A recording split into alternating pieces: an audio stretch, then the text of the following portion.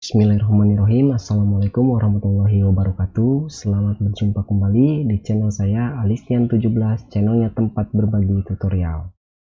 Baik teman-teman, pada kesempatan ini saya hanya ingin berbagi informasi tentang surat edaran yang dikeluarkan oleh Kemendikbud. Sebelum kita lanjut video ini, langkah baiknya teman-teman silahkan tekan tombol subscribe karena subscribe itu gratis.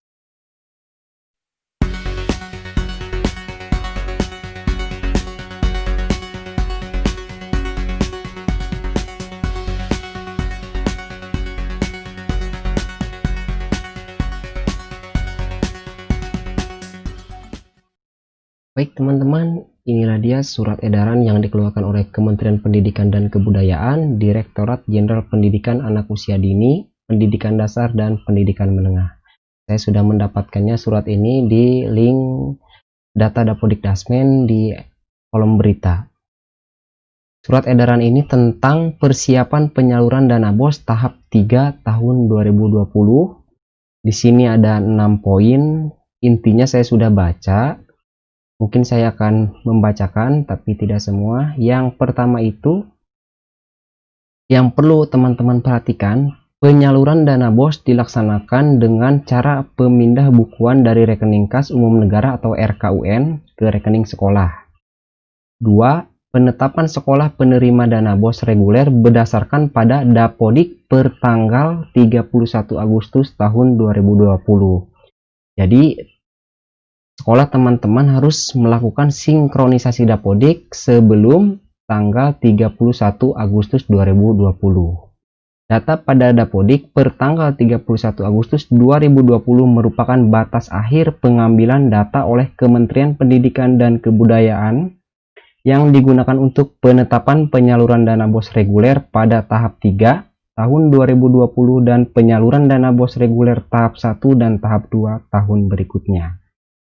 Jadi jika sekolah teman-teman, menurut surat ini, jika sekolah teman-teman belum melakukan sinkronisasi pada batas akhir yang telah ditentukan yaitu tanggal 31 Agustus tahun 2020, kemungkinan dana BOS tahap 3 tidak akan tersalurkan ke rekening sekolah.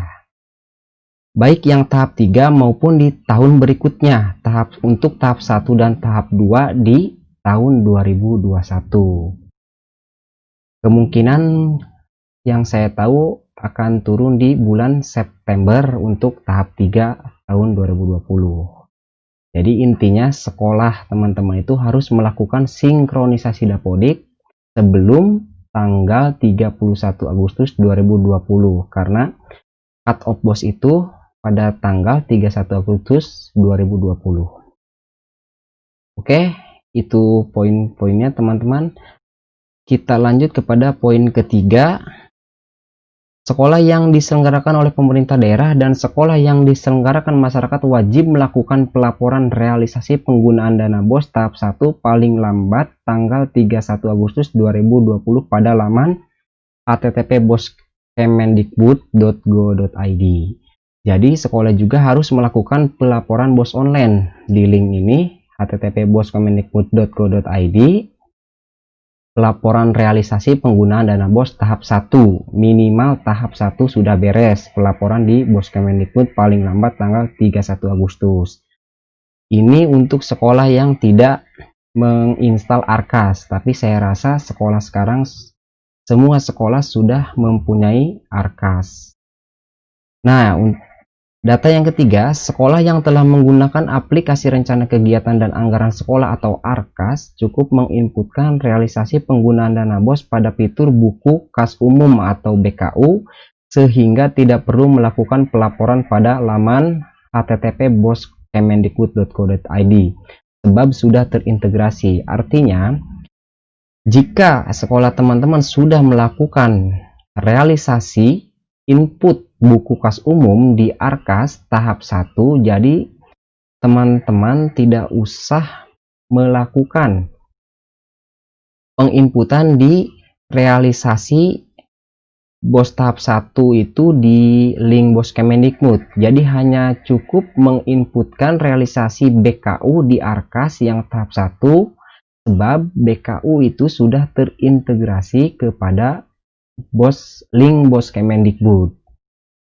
Mungkin bisa teman-teman pahami karena sekarang juga kalau kita buka link portal BOS Kemendikbud susah dibuka karena sudah ada penyesuaian. Ini kata surat ini. Jadi surat ini menjelaskan di poin 3 bagian C itu sekolah hanya cukup menginputkan realisasi di buku kas umum atau BKU tahap 1. Jadi tidak usah menginputkan lagi di laman BOS Kemendikbud karena di Arkas itu sudah, jika kita sudah mengisi di aplikasi Arkas BKU tahap 1 maka akan terintegrasi kepada BOS Kemendikbud. Jadi BOS online-nya itu sudah ada, tergantung pada Arkas. Baik, bisa terpahami teman-teman. Selanjutnya, perubahan atribut data rekening sekolah dapat dilakukan melalui Sistem Informasi Rekening BOS atau SIRBOS pada laman BOS Kemendikbud. Tapi saya sarankan ketika teman-teman ada perubahan atribut data rekening sekolah, silakan teman-teman konsultasi kepada dinas kabupaten atau kota setempat.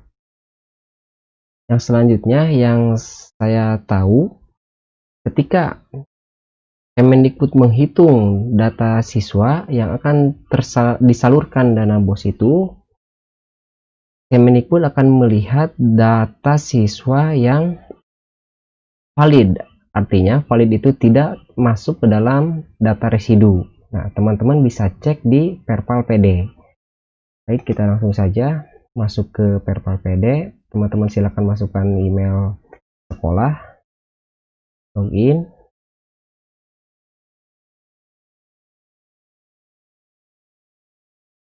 Nah, ini di sini sekolah saya memiliki data residu atau data siswa yang belum valid, jumlahnya yaitu 18 orang.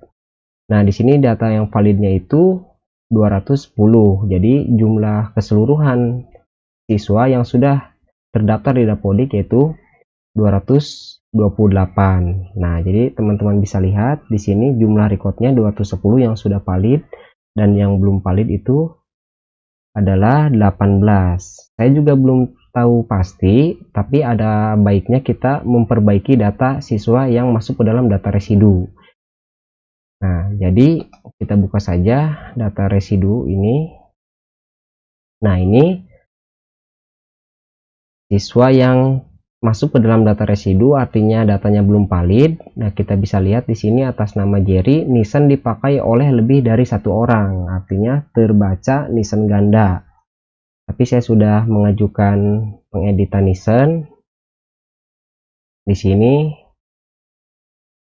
teman-teman silahkan cek saja jika sekolah teman-teman memiliki siswa yang masuk ke dalam data residu.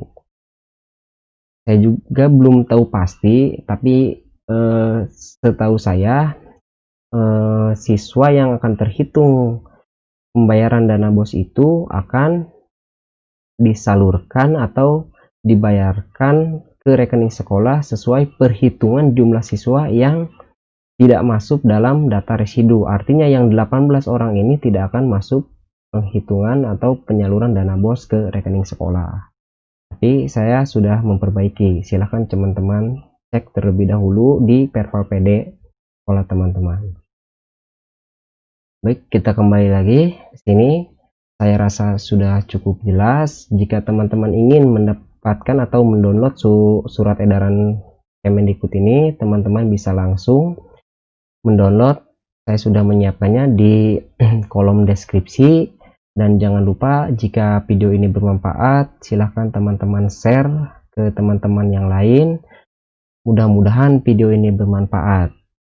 Hanya itu saja yang bisa saya sampaikan. Terima kasih. Assalamualaikum warahmatullahi wabarakatuh.